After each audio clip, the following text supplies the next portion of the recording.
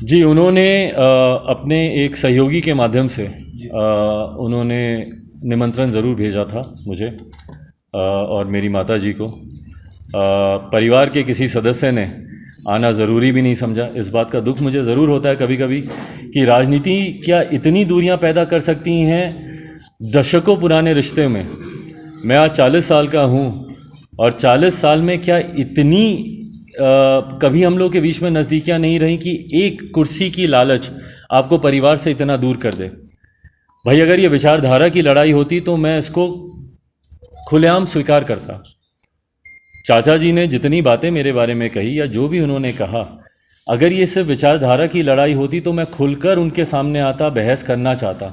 मैं अभी तक बहुत सी चीज़ों पर खामोश रहा हूँ। मेरा परिवार खामोश रहा। मैंने कभी कुछ नहीं कहा क्योंकि मैंने हमेशा इस बात का मैंने सम्मान किया कि वो उम्र में, रिश्ते में, तजुर्बे में मुझसे बहुत बड़े हैं और मेरे संस्कार नहीं है कि मैं बड़ों की बातों को काटूं या उनके ऊपर प्रश्न चिन्ह उठाऊं या उंगली उठाऊं। पर उन्होंने समय समय पर बहुत कुछ कहा मेरे बारे में, मेरे परिवार के बारे में। मेरा सब्र का बांध तब टूटता है जब वो मेरी माताजी का भी जिक्र अपनी बातों में करते हैं। ऐसी बातों को कहना कि भाभी से ज़्यादा, चिराग से ज़्यादा वो मुझे मानते थे, ये कहीं ना कहीं ऐसी बातें हैं जो कि परिवार को दुखी करती हैं। और आप एक ऐसे व्यक्ति के बारे में कह रहे हैं जिनके निधन को अभी साल भर नहीं हुआ। और फिर मैं इसी बात को कह रहा हूं कि अगर इतना आक्रोश अगर आपके अंदर आया, ये विचारधारा को लेकर होता, तो मैं खुशी खुशी आपका समर्थन करता। आप बोलते कि हमारी विचारधारा की लड़ाई है। चिराग पासवान रामविलास पासवान जी की विचारधारा के साथ खिलवाड़ कर रहा है।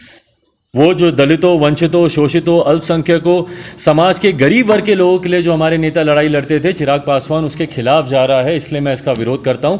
मैं भी उनके समर्थन में जाके खड़ा होता अगर ये विचारधारा की लड़ाई होती। पर आप सब जानते हैं, मुझे टोकिएगा ना अगर मैं दोबारा गलत बोल रहा हूं, क्या ये विचारधारा की लड़ाई थी? ये सिर्फ व्यक्तिगत स्वार्थ की लड़ाई थी। सिर्फ उनको मंत्री बनना था, उस बात की लड़ाई थी। मुझे आक्रोश इस बात पर है कि उन्होंने अपने व्यक्तिगत स्वार्थ के लिए हमारे नेता के विचारधारा के साथ उन्होंने समझौता कर लिया। आज वो एक ऐसे व्यक्ति की गोद में जाकर बैठे हैं जिन्होंने हमारे नेता की बरखी पर आकर उनको श्रद्धांजलि तक देना जरूरी नहीं समझा। भाई, कौन नहीं जानता नीतीश कुमार जी को? कौन नहीं जानता कि उन्होंने हमारे नेता को अपमानित करने के लिए, उनकी राजनीतिक हैसियत को मिटाने के लिए उन्होंने क्या क्या हथकंडे नहीं अपनाए। आज पहली बार उन्होंने हमारी पार्टी को तोड़ा क्या?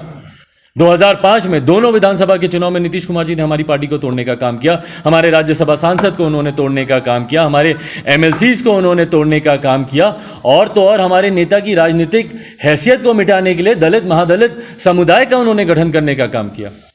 और आप ऐसे व्यक्ति की गोद में जाकर बैठ गए। कैसे आप खुद को, अपने परिवार को, अपने समाज के लोगों का आप सामना करेंगे?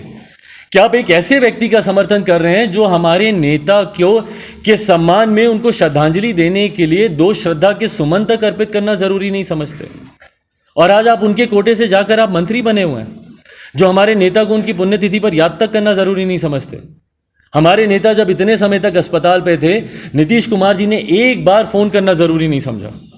आप तमाम पत्रकार साथी इस बात के साक्षी हैं। जब आप ही लोगों ने जब उनसे सवाल पूछा था कि उनकी तबीयत अस्वस्थ है, तो उन्होंने मुस्कुरा के क्या जवाब दिया था? अच्छा, हमें तो मालूम ही नहीं है।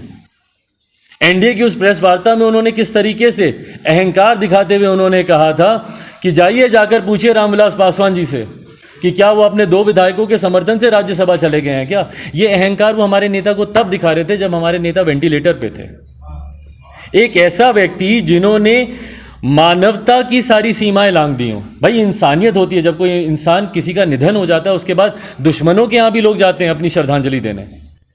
जब तक ये शरीर होता है तभी तक आपका व्यक्तिगत द्वेष होता है। जब ये शरीर जब नश्वर हो जाता है, समाप्त हो जाता है, उसके बाद तमाम विरोधी भावनाएं समाप्त हो जाती है। पर मुख्यमंत्री नीतीश कुमार जी ने उसके बाद भी उनसे द्वेष रखा, आज तक रखते हैं। बरखी पर पटना में रहते हुए आना उन्होंने जरूरी नहीं समझा, श्रद्धांजलि तक देना जरूरी नहीं समझा।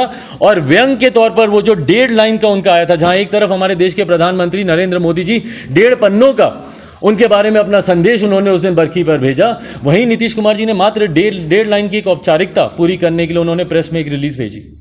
और ऐसे व्यक्ति के साथ जाकर आप उनके कोटे से आप मंत्री बने हुए हैं। तो किस विचारधारा की लड़ाई थी भैया? आपने सिर्फ अपने व्यक्तिगत स्वार्थ को साधने के लिए उत्तराधिकारी। भाई, कौन बोल रहा है कि मैं उत्तराधिकारी हूं? जनता तय करेगी ना कि कौन उत्तराधिकारी है। नमस्कार, मैं हूं मानक गुप्ता। अगर आपको हमारा ये वीडियो पसंद आया हो तो इसे लाइक और शेयर जरूर करें, और हाँ, हमें सब्सक्राइब और फॉलो करना ना भूलें ताकि आप देश और दुनिया की कोई खबर मिस ना करें। तो जुड़े रहिए हमारे साथ और देखते रहिए News 24।